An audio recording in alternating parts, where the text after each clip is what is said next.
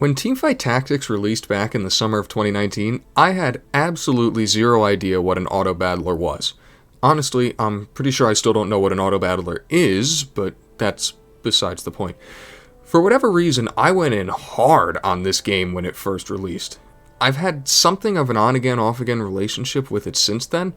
It's not really my type of game. I absolutely despise games that are ultimately based around luck as a main mechanic, as anyone that's played any version of TFT can tell you is the case with the game.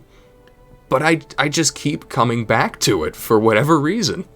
I have to admit that I'm something of a faux gamer at this point. I don't really play games all that much outside of this channel. I might have one game that I play here and there. League has been my game for a majority of quarantine, isolation, whatever you want to call it, over the past year. But that's really it. Being the old man that I am, I don't really care how skilled I'm considered to be at a game. It's just not something that I see value in. But this game did something to me. Let me provide some backstory.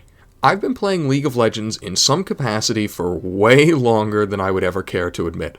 To put it in perspective, I've been around long enough that I remember when Tobias Fate was Challenger.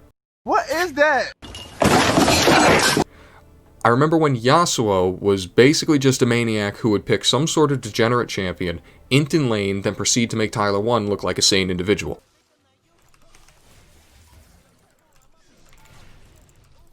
Are you kidding me? I hope to God I survive this fight.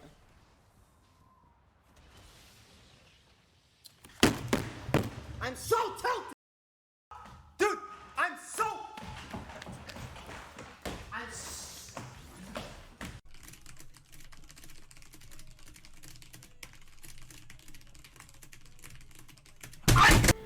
I even remember when they announced Ao Shin. And there was a time, when I had more of it, that I did actually attempt to turn myself into something resembling a decent player. I knew people that were higher elo, and I think a part of me wanted to get there myself one day, but it never really panned out. I do think it's fair to say that I was better than where I got to, at least to some extent, but I'm not so prideful that I can't say that I'm not that good at League of Legends, and I never really was. Set 4 of Teamfight Tactics is a bit of a mixed bag. It's a little wacky, a little regimented, and a little broken.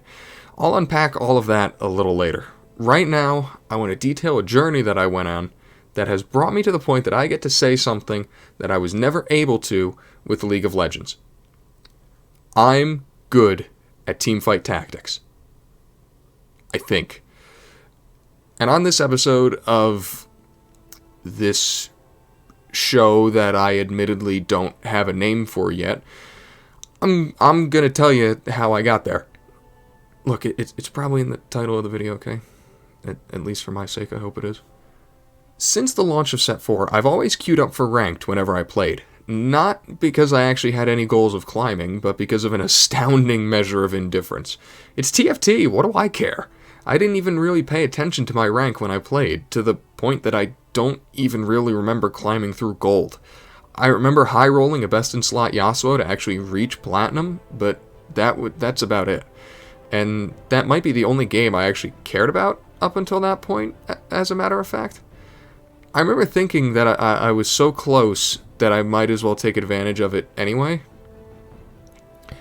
After I hit plat, I basically just went back to doing what I did before, playing for fun and generally not caring. I should mention this now before it becomes so unbelievable when I discuss what happened later in this episode, but there was a time that I considered this game relaxing. I'm not really sure why, but I found it oddly cathartic. I would play a few games here and there, and that was it. Maybe it was the slower pace from the games I would play, like Guild Wars, but I can't really pin it on anything concrete. I just enjoyed it on an incredibly simple base level. I sat down one day to play a few games, and I saw this. Nice. All jokes aside, looking at this lit some sort of fire within me that I haven't felt for a video game in a hellaciously long time. I think it was the sudden realization that I was so closer than I had ever dreamed of being back when I was younger. I got within a win of being where I so desperately wanted to be at one point, practically on accident. Hell, the last game I played to get to this point was Vayne 3 carry for a first, and yes, I am taking credit for catching on to Vayne before most everyone else did. Thank you very much. With all this came a very real feeling. Yeah, I can do this. See, before this point, I had spent a pretty good amount of time trying to keep up with the game, even if I wasn't playing all that much. I have this weird competitive streak that I have to try my damnedest to be good at whatever I do, even if I don't actively care that much. I don't care if I don't care. I'm gonna be smart enough to not go 8th, goddammit. So, I had been watching a good amount of this game. Guys like Mortdog and some of the other top streamers just trying to absorb as much as I could to try and put myself in the best position I could. And after this, I was ready. The next day, I was going to reach Diamond. That's not how it went. And it didn't matter that it started well. I was at 90 LP after my first 2 games. But it just slowly collapsed. And looking back at it, looking at some of these comps, I mean, I definitely deserved it. I mean, good lord, what is that? But I can't say it wasn't a bit demoralizing. I went from the doorstep at 90 LP to Plat 2 in just a few hours. It's hard not to get frustrated in that type of situation. I don't tilt. Yes, I did just say that. I literally do not tilt. I'll expand on that later, but not tilting doesn't make it any easier to sit through that, to literally watch your fall from grace slowly unfold before you. Out of the 12 games of that day, the only redeemable part was the Vygar Mage first that I managed to pull out at the end of the day to get myself into Plat 1. I felt like I was in the Twilight Zone the very next day. After the first 2 matches of the day, I was over 90 LP and on the doorstep all over again. I was actually closer than I was the day before. 94 LP, I believe. And it was deja vu as it all came crumbling down again. You can never expect anything when you load into a game of TFT, but you do expect yourself to be able to swing a 4th when that's literally all you need. All you've got to do is hit a single. You don't even need a single, you just need to put the ball in play so the runner from 3rd can come home. And this game just forces you to watch yourself strike out. And yeah, by the time I was through, I had demoted to Plat 2 again. But I refused to be finished there. Ending the day worse than I started was something that I was going to have to accept, but I was not about to sit in a different division than I had started in. But this time, it was not easy. Oh, no. I got to grind, my friends. Grinding to the tune of 3 consecutive 4th place finishes for 10 LP apiece to crawl my way back into Plat 1 with 5 LP. And the next day, I sat down to do it all again. I had practically rolled out of bed and immediately sat down at my computer to get started in the morning. I can't remember the last time I did that. I couldn't remember the last time I dedicated time to a game as I was with TFT at that moment. I barely slept the night before. I might not tilt, but the fact that the same collapse had played out so similarly, to degrees of eeriness that I almost can't fathom, was just eating away at me. And don't get me wrong, I blame myself. I'm the man at the controls. I still believe that I could get it done. But I'd be lying if I said that the seeds of doubt hadn't started to sprout. The 3rd day started more slowly, specifically to the tune of my 4th place finish straight, but I was plucking along. At this point, I was getting ready to refer to myself as the king of 3rd and 4th. I don't know what it is, but I never seem to find that sauce to land in the top 2. I don't know if it's bad luck or my own lack of foresight. I'd be willing to bet it's a mixture of both, but either way, at the end of 5 games, all top 4 finishes on this 3rd day, I was at 98 league points. I had once again crossed this dreaded, damning threshold, this obstacle that I couldn't overcome previously no matter how hard I scratched and clawed. Took a deep breath, looking at the results screen, 2 points away from glory, and queued for another. I copped my first 8th in 30 games in that next match. 8 straight top 4 finishes wasted as I lost 66 LP. LP. And just as with the previous 2 days, the fall was not so kind as to end there. And this time, instead of dropping to Plat 2 in a blaze of glory like something with a gamble that led to a 6th or 7th, I went out with a whimper of a 5th, close to keeping myself afloat, but not nearly close enough. But there was a strange flourish to end this day.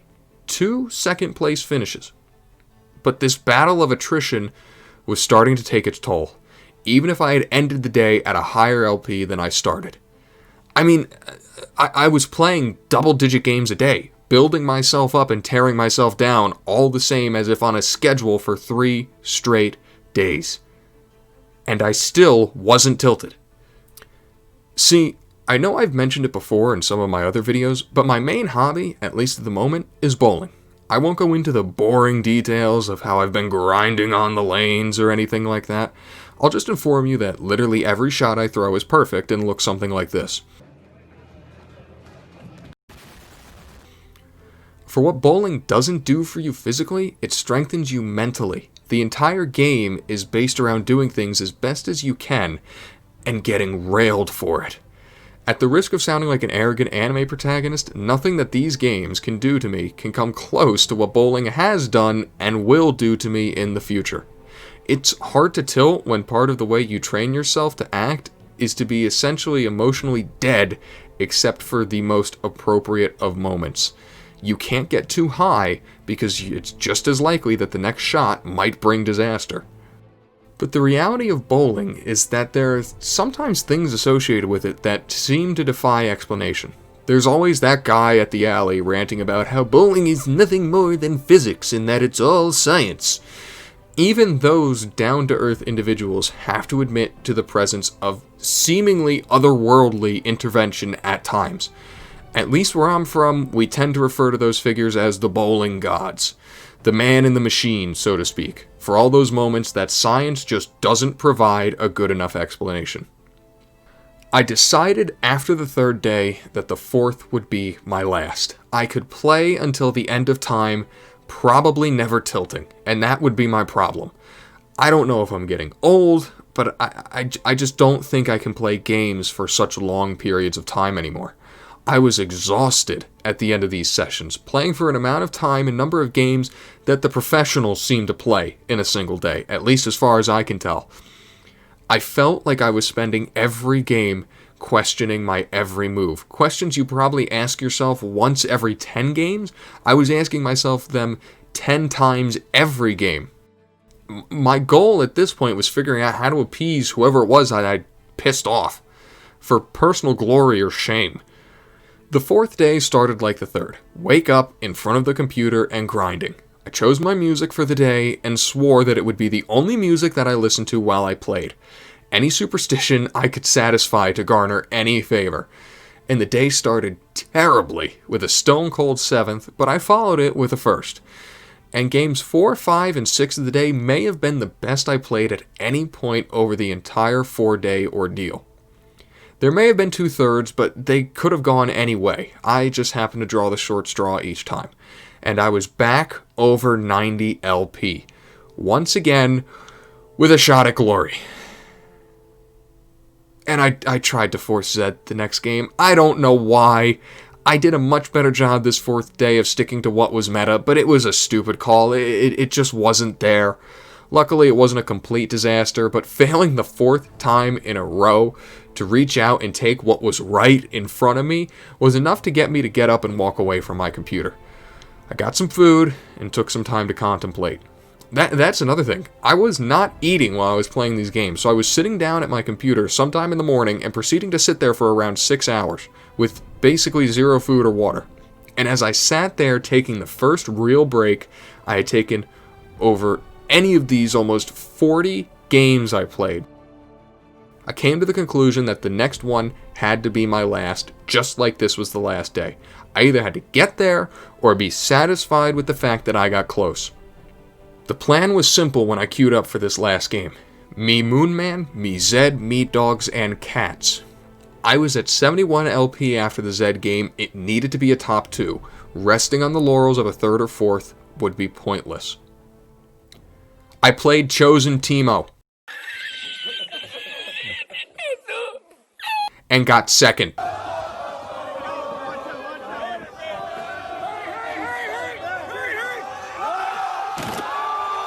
This unit is actually unbelievably cracked. Borderline obscene damage with a crazy CC that completely gimps a huge number of units in the set. Now, like any sane person, I intended to try and pivot into something stronger later in the game, but after I cracked top 4, I realized something. There was basically zero chance of me beating the player that eventually got first. I truly believed that there was no chance that I could hit something that would put me in a position to beat 9 warlords. That meant, especially with the way the health numbers were looking, it was going to be between me and a guy playing 8 duelists with a chosen Yasuo for second place. I had picked the Teemo up, hovering to sell it before it hit me. I had the counter on my board already. The whole game plan changed. Roll down and pray for Teemo 3. I hit with basically no money left. I didn't even wait for the warlords to beat me before I started celebrating after blinding the duelists into oblivion. I don't have it recorded, but if you fancy using your imagination, just take my reaction to beating raid mode in Revelations. Yes! Yes! Yes! And amplify it by about 10. If I had recorded it, it would have easily been the most visceral display that I'd ever shown of myself on this channel. I physically injured myself with how hard I popped off, and that is literally not a joke. For the sake of my own pride, I'm not going to detail what I did, but yes, it happened. I had reached the most appropriate of moments, as I mentioned earlier, and watching the launcher show me that diamond crest was something that I almost can't describe, after being so close so many times to have finally done it. Knowing that I could, and finally following through on the belief. It was weirdly like fulfilling some sort of childhood dream. And hey, it's in the same launcher, it's close enough for me. And let me just say, you learn a lot spending that much time playing a game. I want to take some time to talk about my thoughts about Set 4, especially with the launch of 4.5 looming on the horizon. Now, I don't think it would be fair to try and address some of the points with a broad stroke. TFT is a complex game, meaning that the virtues and vices are often equally complex. Let's start with the mechanic of this set, the Chosens. I think it's natural for the unique mechanic of any set to be analyzed with a fine-tooth comb due to the obvious impact they have on the game, and I won't lie, my opinion of Chosen as a mechanic has definitely soured over time. But that doesn't mean there isn't any good that comes with it. It feels like the cool thing to do in the community right now is to paint Chosen in the worst light possible, so I'd like to at least take a moment to talk about some of the benefits I think it brings to the game. The first would easily be the way in which it inherently helps to prevent the mindless forcing of strong comps before the game even begins. I'm not saying there's no forcing in Set 4. There's going to be a certain measure of forcing in every TFT set, no matter what is put in or removed.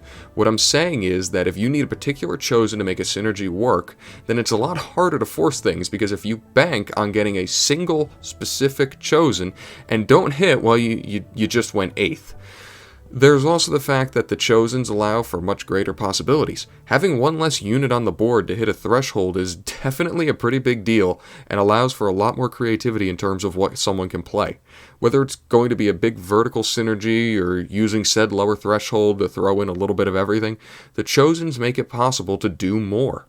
In a game like TFT, I think more has a very simple base correlation to fun. Being able to do more is enjoyable. I don't think many people would dispute that. Where I think the Chosen mechanic fails is in the way that it's not universal as the mechanics of Set 2 and 3 were. See, in 2 and 3, even if certain elements or galaxies may have played somewhat better for certain comps as opposed to others, it was still a blanketed system. Everyone was affected by the RNG the exact same way. That just isn't the case with Chosen. I've heard developers of TFT claim that the Chosen mechanic is innately balanced because everyone gets a Chosen. Concerning the Chosen mechanic, how challenging has been to balance the game around getting an instant 2-star with upsides, and has this warped the game has balanced normally? So, everyone likes to make that sort of like really loud comparison where it's like, can you imagine a game where somebody gets a 2-star immediately? And it's like, well, yeah, but you know how it's balanced? Everyone gets that. Everyone gets that big upgrade. And I mean, yeah, that's true, but it's not like everyone gets the same chosen, or even sees the same chosens, so I'm at a loss for how it can so generally be believed that the mechanic hasn't done anything to unbalance the game. There are balance issues with the chosen in terms of their bonuses. The different chosen are not balanced between each other, and I am absolutely 100% confident in saying that. Chosen Lulu is probably the best chosen in the game, maybe next to something like Chosen Zed, Spirit Teemo, or Cultist Pike. That doesn't even go into the possibility of Chosen 4 costs and 5 costs later in the game. But even then, how is something like a Chosen Dusk Riven not just inarguably more valuable than a Chosen Vanguard Aatrox? Acting like a mechanic is balanced just because everybody gets one is so unbelievably untrue, it actually makes me mauled to indescribable degrees. It would be like comparing two pitchers in baseball, giving one pitcher a ball covered in pine tar and another a ball covered in Crisco shortening, and then acting like there's no difference between them when the pine tar pitcher inevitably does better. Hey man, they both got a baseball covered in a substance, it's fair! It's not like you only need to hit one chosen that you can build around either. If you really want to do well in a game, realistically, you need to hit two. You need to hit something that works with what you hit early and late. If you only hit one of those two chosens, you probably won't lose, but you're heading for the hardest third or fourth of your life, a fifth if you low roll. And that's not to mention the way that the chosen mechanic and the different roll odds of chosen have changed the way we run the economy. Level 4 at 2-1, 5 at 2-5, 6 somewhere around 3-2, 7 at 4-1, and 8 somewhere around 5-1. That is literally every single game, and if your econ gets screwed in some way that you fall off that track, you actually better just try to play for 6th. And good lord, unless you're playing Moonlight or some other incredibly specific comp, touching the reroll button before level 7 is basically a grief in most cases. This incredibly rigid formula that basically has to be followed if you want any meaningful chance to win games is a symptom of the set mechanic. I'm not saying players should be allowed to donkey roll with zero regard for econ, but I shouldn't feel like I just lost the game when I accidentally pressed D once to reroll at 41 gold at level 6. This is an even bigger problem when the chosen rolling odds were absolutely borked. Anyone that played during this time knows the horror of the 4-1 lottery when there was a realistic chance of hitting 4-cost chosens at that point. It was just terrible, and it took them way too long to finally make a change to it. But even with the good changes they made to push back the 4-cost odds until level 8, that then had the unexpected side effect of making the early game that much more important, and health, yes, health, overpowered, because you then had to wait that much longer before you could roll for a chosen you actually wanted to try and win the game with. Unlike Set 3, it's not like there's an easy fix to this. When a galaxy was unfun or harmful to the game, they just removed it. Because they could.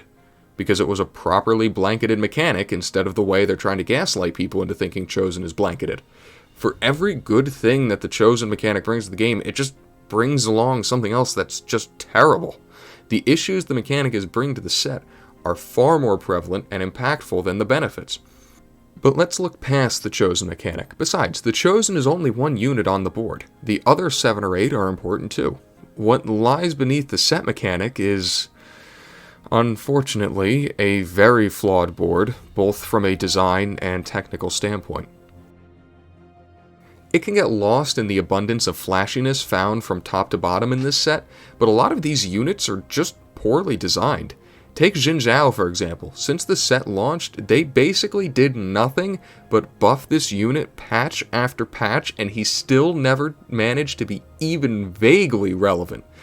A lot of people say Fiora is the worst unit of this set, but at least she was only a 1 cost and had some CC.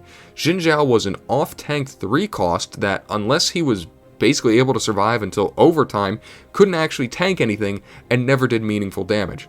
Want to know when something is poorly designed? When it has numbers like these, and still manages to be absolutely useless.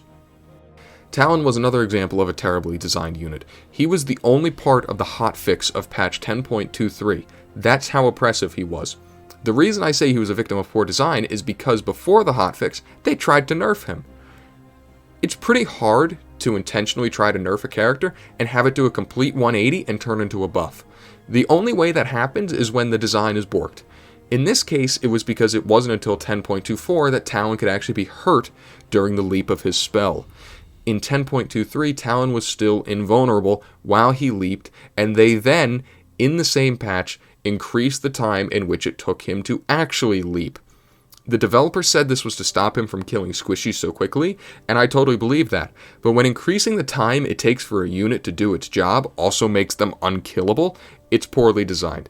Dude would literally get one spell cast off and then never die as he just reset from unit to unit with the opposing board literally unable to do anything. Don't think I won't give the development team credit though. They eventually got Talon right, and he's in a pretty solid, fair spot as of now. It took some trial and error, ups and downs, but they got there, and that's what matters, in my opinion. I don't like to blame the development team for not having obscene levels of foresight. There are a lot of different variables in this game, but this one still kind of blows my mind that they didn't realize him being in the air longer also directly correlated with him being invincible longer. And on the topic of poorly designed champions, who could possibly forget the wonderful, enigmatic Aphelios? Early in the set, this man was an absolute terror, with his turret stacking Rageblade to turn him into an unstoppable Gatling gun of destruction faster than you could get to Twitter to complain about it. I almost can't do justice to just how obscene this unit was for the first 2 patches or so. It's even crazier to think that this unit got buffed before it got nerfed. It even elicited this response from Mortdog when someone asked him about it on his stream.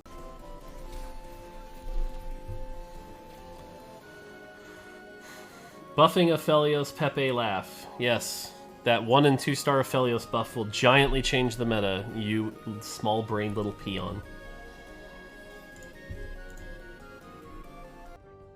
It did, it totally did, to the point that Aphelios was the recipient of a pretty harsh hotfix nerf on 10.20 before they eventually decided to throw him in the trash can in 10.21. I always found it curious that the development team has said it's not plausible to disable units like in League of Legends if some sort of massive issue or bug is discovered, but they basically disabled Aphelios for 2.5 patches and were totally okay with it. This unit was absolutely unplayable for all of 10.20 after the fix, 21 and 22. They gave him a pretty substantial rework for 10.23, where they massively overhauled the way his turrets work, while also trying to clearly make him more accessible in general. It worked for like 1 patch. He was pretty much broken again by 10.24, especially after they buffed him, however small that buff might have been, and Aphelios carry is probably one of the strongest comps on 10.25. I certainly saw at least one person try to play it basically every game I played on the 40-game romp. So Aphelios' 2 states in the set have been essentially either disgustingly busted or unplayable, despite the best efforts and a complete rework by the balance team. If that doesn't scream poor design, I really don't know what does. Good riddance, thank God he's gone in 4.5. But the design issues don't just stem from individual champions and their abilities. Synergies are another key part of the game, and some of them just feel absolutely ridiculous. Take Shade, for example. These damage numbers somehow aren't even the issue with the synergy, even if they themselves are kinda insane. This dropping of aggro is just... ooh, it's something, let me tell you. I really love watching the Zed slaughter my Jinx, and whenever my tanks decide to try and do something about it, they just leave because he disappears. Like, dropping aggro is such a strong mechanic that it's reserved for Yone, a 5-cost unit, and attached to his ult. Zed, Evelynn, and Kayn get to do it for free. Just cuz. I just don't really know how this one made it off the cutting room floor. I know what I said a few minutes ago about not expecting foresight, but come on, dude. You can't convince me that nobody, during the internal testing for this set, watched Zed disappear 47 times in the span of a single round and didn't go, Or how about Adept? Do you want a free full-board Frozen Heart at the start of the round for simply putting in 3 units that are all already really good? Yeah, you can have that too, man. Dazzler hasn't really been a real synergy for the entire set. Dazzler Chosens are probably the worst in the game, and the only reason I can't definitively say they are is because I've never been stupid enough to play a Dazzler Chosen to find out how terrible they are. Brawlers isn't a real synergy either. It falls off a cliff somewhere around 4-1, so going for anything over 4 is just a grief. And it wasn't until researching for this video that I remembered that 8 Vanguard exists. I'm not saying that every synergy needs to have the potential to be built to carry around, but if they're in the game and they can't compete with what they're up against on the basis of what the synergies grant the units, then there is bad design somewhere. It might be one synergy or the other, but somewhere there is something unhealthy for the game rearing its ugly head. In the case of Shade, it's the fact that it's doing way too much, whereas with Vanguard, it's the case that it's not doing nearly enough. Then, there's Dusk. Whether it's complementary at 2 or full-blown carry at 6, Dusk has probably been the most consistent synergy in terms of viability this entire set. It's just a matter of the fact that every unit in the game can benefit in some meaningful way from more spell power, making Dusk probably the only universal synergy in the sense that it can be thrown into literally any comp. I don't even necessarily think Dusk is broken, at least when going by the numbers, but I'm not sure that something should be designed so that it's so universally applicable. That goes for synergies and units. I hate the fact that Azir is basically good in every single comp. You can throw this bird bastard into literally just about any board with zero regard for synergy and it will still work because his ult and Emperor traits are just that good. Same for Zilean. Who gives a good goddamn if it fits the comp you've worked all game to cap out? You just got at least 2 free Guardian Angels, dude. None of that even speaks to the technical issues that have been prevalent in this set. I'm not going to try and pretend that I know everything or anything that goes into coding. If you gave me something like an old game and let me rip open the files, I could probably give you an idea of what's going on in terms of strings and otherwise, but I hardly think that qualifies me as an expert. I do have eyes, though. First off, it's ridiculous that items literally didn't work with Callista's spell for the entirety of the set.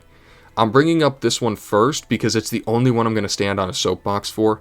It's completely unacceptable that this took so long to fix. If something like this is in the game, it sure as hell shouldn't take almost 3 months for someone to go into the code and sort it out.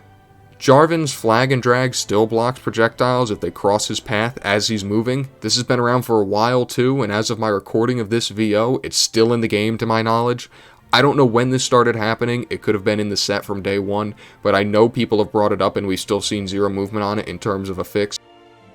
Sometimes when the mage trait is active, they'll just have one of their casts disappear for completely inexplicable reasons. It's not because their unit died or they got CC'd, they just have a spellcast disappear for no reason.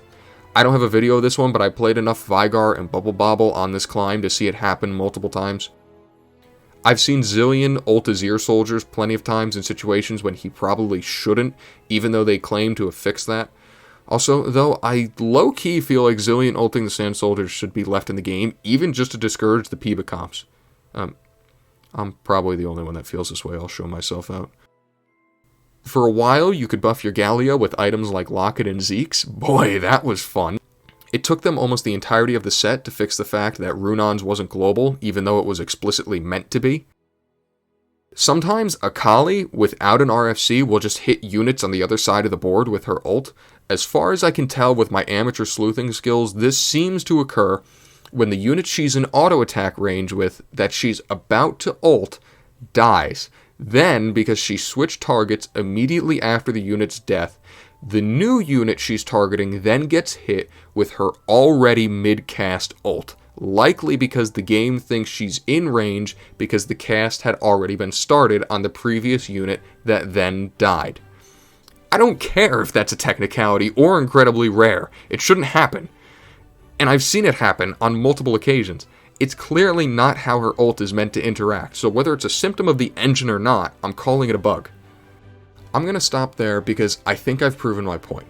My biggest issue with some of these bugs is that they are not small. They have the potential to have a big impact on individual rounds, which can then have a big impact on the game as a whole.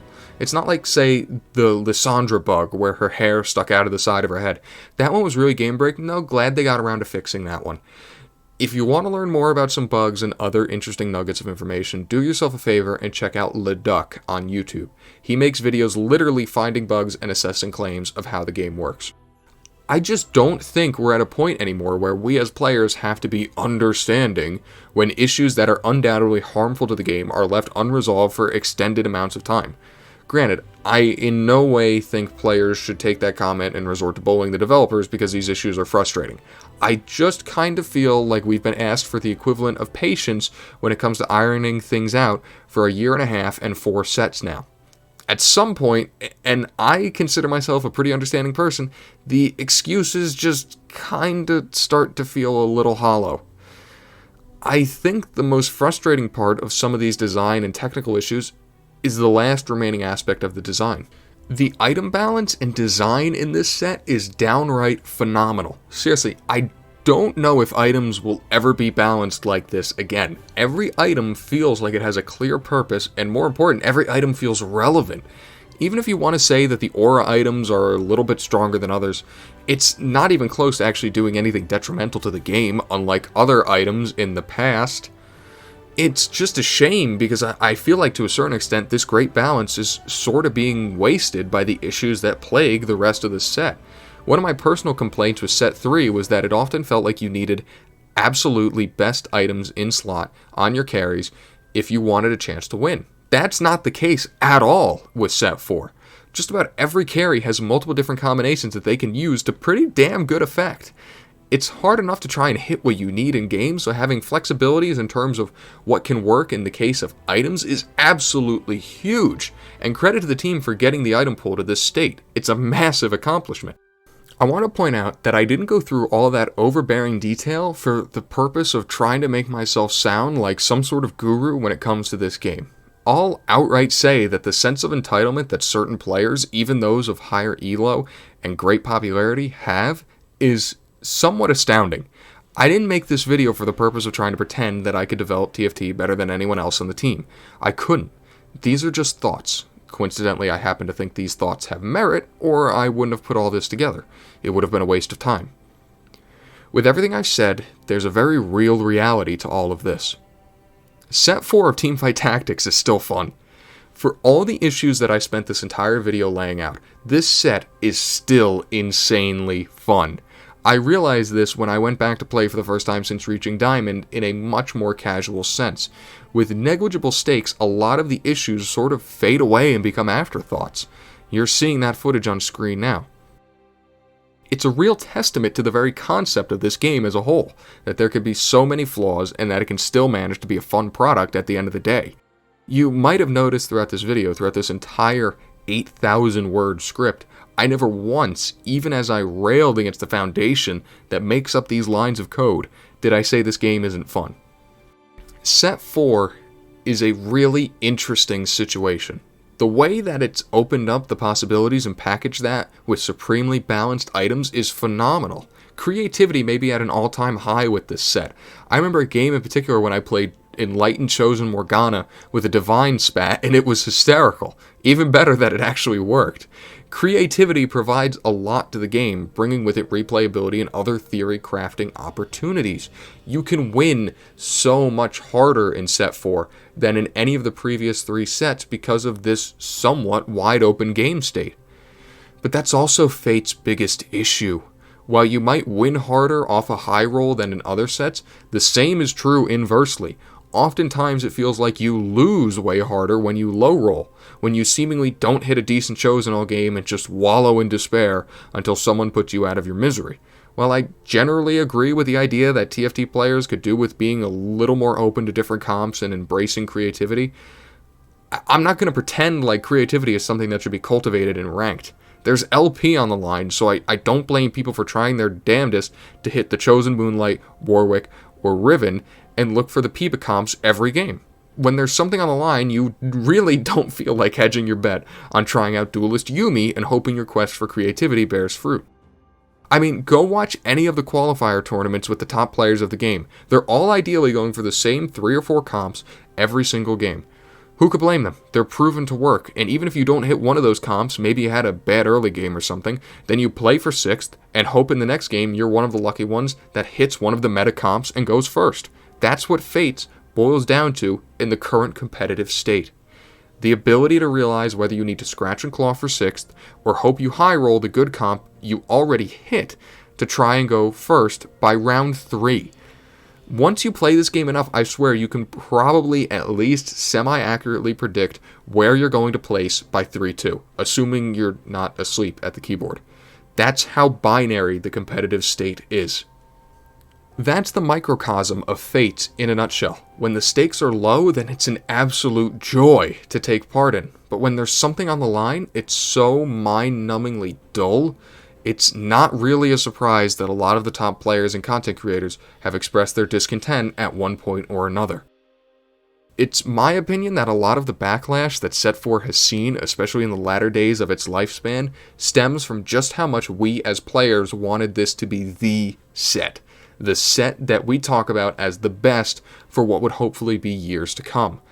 I won't lie, I was more hyped for this set than any other one. It's got a gorgeous visual style and aesthetic, accompanied by a killer pre-release cinematic trailer, with what seemed like, at the time, a great set mechanic. At the end of the day, it didn't turn out like that, and I think we spent a good part of our time with Fate trying to convince ourselves that it is that good. But eventually, the facade has to drop. It's akin to lying to yourself. It would be harsh to try and claim that Fates is a failure. It's just not as good as we hoped it would be. Hell, I'd be willing to wager that most people consider it the second best set so far. It's better than Set 1 just on basis of polish, and the shit I took this morning is better than Set 2, so I guess there isn't much comparison there, but you get the idea. There has been, and will be, bad design in every set of Teamfight Tactics. This game, no matter what the team does, is always going to be a bug-ridden mess to some extent. It's only natural. The game is being made in an engine that is blatantly not meant for an auto chess game. It's possible to recognize these issues and expect more as a consumer that puts a lot of time into the game, while at the same time abstaining from the unwarranted, outlandish grandstanding. There are few games that have a group of developers that are as open and accessible as the developers of TFT are. That's not to say I agree with the way that Mort answered the Aphelios question, not at all. But if you've ever watched the dude stream, you'd realize the amount of astronomically stupid questions he gets asked. Just like I think Mort shouldn't answer questions like that, I also think we as players shouldn't immediately scream and pout and mauled on Twitter, subtweeting the developers every time we low roll.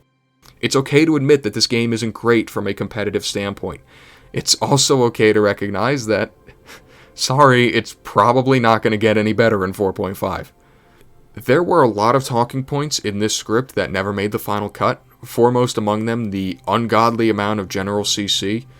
There is more to this set of both good and bad, but I think the point's been made. It's not going to get better because the very set mechanic just isn't healthy for competitive play. As I said before, it's doing more harm than good. But that doesn't mean it's an abstract failure. It just needs to be taken in a different light.